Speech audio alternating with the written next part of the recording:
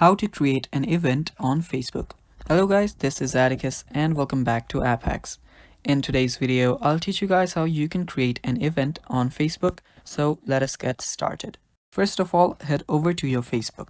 After you head over to your Facebook, you will see the menu on the bottom right. Tap on menu. After you do that, scroll down and you should see an event option. Now, if you don't find events, you can tap on see more and you will find events.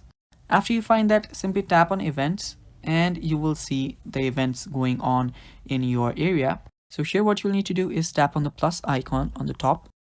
After you tap on plus, now you will be able to create an event. Now here, simply type the name of the event. Now after you type in the name of the event, simply select the date, start date and the end date. So let me do this on this Saturday. Tap on OK and also add an end date. Now I'll end it here. So yeah, that is basically it. Let me end that here on the Sunday. And yeah, that is the start and the end date and time. Now you can change the time as you wish. After you do so, you can even choose to repeat event or not. Now you can choose if it is in person or if it is in virtual. Choose whichever you want. You can enter a location here or you can add a link. So let me just say it's Facebook Live and done.